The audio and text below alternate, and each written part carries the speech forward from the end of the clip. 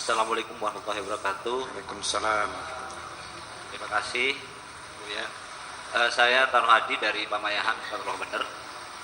Yang ingin saya tanyakan dan saya tertarik dengan puisi dari Buya sendiri, yaitu ketika ada kata andaikan hidup ini selalu mulus dan lancar-lancar saja, tentu aku akan menjadi orang tertipu dalam kehidupan. Ya. Nah, yang ingin saya tanyakan pribadi, bagaimana dari Buya sendiri agar dari kehidupan saya yang mungkin lihat mulus saja ini tertipunya itu seperti apa gitu.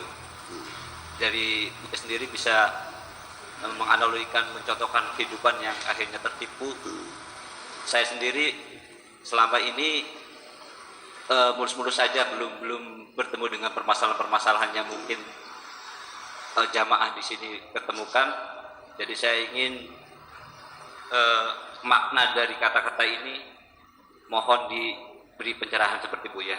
Dan sedikit pengen tahu juga apakah puisi ini ada korelasinya dengan puisi-puisi Al-Halaj atau sejenisnya, seperti itu Buya. Terima kasih.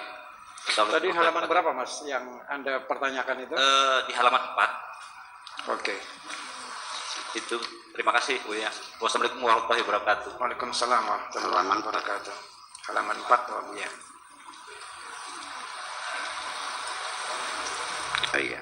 Ya. Jadi begini. Jalan tol mulus kan? Ya. Kenapa dikasih benjolan-benjolan? Supaya jangan ngantuk. Betul nggak? Hidup juga sama. Allah sudah mengatakan berulang-ulang, wala nabluwannakum bisyai'in minal khaufi wal ju'i wa naqsin minal amwali wal anfusi wa thamarati fabasyiris sabirin. Afa hasiban nasu an yatraku an yaqulu amanna wa hum la yuftanun. Dan banyak sekali. Itu penting sekali bahwa ujian dan cobaan. Kalau kita sekolah, di sekolah kita dikasih pelajaran dulu. Nanti terakhir baru menghadapi ujian. Tapi dalam kehidupan oleh Allah kita diuji dulu. Dari ujian itu kita baru mendapatkan pelajaran. Jadi artinya saya mengatakan saya ini orang yang paling banyak pengalaman dalam hidup. Itu maknanya saya banyak mengalami kegagalan. Keberhasilan itu adalah pelajaran, kegagalan juga pelajaran semuanya. Kalau berhasil kita rawat cara yang sama itu, kalau kita gagal kita perbaiki cara yang salah itu. Saya bisanya mengerti mananya menghormati orang lain karena saya sering dimarahi oleh atasan saya karena kurang hormat, Pak. Iya. Jadi saya mengerti betapa pentingnya penghormatan itu. Iya, sekalipun orang nggak minta dong. Istri kita nggak mungkin, tolong dong, nggak mungkin dong. Istri masak yang sedap, mungkin nggak, Bang, sanjung gue dong masakannya enak kan? Nggak mungkin. Ya kita harus mengerti. Katakan, Mah, ini hari ini kok masakannya enak banget sih. Ternyata lu pintar masak juga ya, gitu kan. Dengan ucapan begitu itu istri kan bahagia sekali. Ya, semacam itu. Jadi saya karena banyak mengalami kekecewaan sehingga saya bisa merawat bagaimana supaya orang jangan kecewa. Saya sering dimarahin orang. Itulah makanya saya berusaha untuk tidak memarahi semua orang kok. Karena marah itu tidak menyelesaikan persoalan. Ya, kita panggil, kita tegur baik-baik.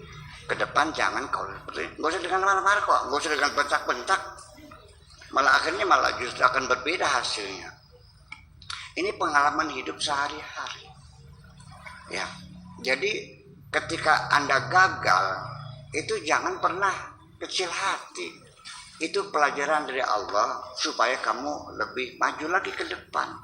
Karena bagaimanapun juga orang yang berhasil itu pasti. Saya katakan pasti. Tidak mungkin ada orang yang hidupnya mulus kok. Orang yang berhasil adalah orang yang banyak mengalami kegagalan berulang-ulang, tapi yang penting mereka tidak pernah putus asa untuk bangkit kembali. Iya.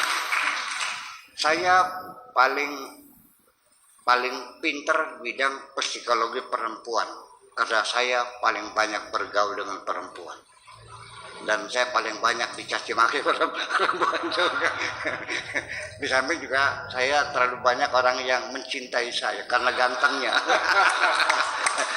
Contohnya seperti itu kan gitu. Jadi artinya bahwa kalau kita tidak pernah mengalami benturan hidup, kesulitan, kita tertipu hidupnya, betul. Sampai akhirnya Pak, begini, Anda tidak akan pernah bahagia punya mata bisa melihat berbagai macam warna-warna merah, putih, kuning, hijau. Kalau Anda nggak pernah sakit mata kok. Ya, Anda tidak akan pernah merasakan punya bokong kalau Anda bokongnya nggak pernah kena bisul. Saya pernah bisul, makanya saya merasakan alhamdulillah bokong saya. Ya. Iya, jadi artinya bahwa pengalaman pahit itu jangan dijadikan kenangan pahit lalu disimpan dalam memori otakmu menjadi penderitaan yang nantinya memori itu makin membengkak, mengganggu emosi Anda. Begitu terjadi disorder emotion, gangguan emosi, maka logika Anda menjadi off. Gitu. Jadi begini, kita terima saja kegagalan, kesulitan, bahwa tidak mungkin kita hidup mulus terus kok, mesti ada. Artinya bahwa sesungguhnya apa sih bedanya kegagalan dan keberhasilan? Kedua-duanya adalah sama bagi kita sebagai pelajaran penting semuanya. Tolong jangan disimpan. Begini, mungkin kalau ini ada para ahli psikologi emosi merekam ini, mungkin bisa jadi kajian S3 nanti ini. Setiap kesedihan, setiap penderitaan yang kita alami, kalau kita siap menerima dengan segala senang hati, ya udahlah kalau begitu barangkali itulah nasib saya. Ya Allah, aku terima segala apapun yang terjadi. Ya kan begitu. Yang penting kau ampuni aku. Terima kasih dan kita bersabar menerima, itulah satu keharusan dalam hidup, mesti ada yang seperti ini. Kita terima, malah itu tidak tersimpan dalam memori itu. Ya, hidup kita akan nyaman. Tetapi kalau kita menolak, mengapa terjadi seperti ini? Seorang perempuan yang menolak kepada Tuhan, kenapa aku terlahir tidak cantik? Selamanya dia akan menderita hidupnya itu. Tetapi dia syukuri, alhamdulillah hidung saya ada, menurut seperlunya juga lumayan dah gitu.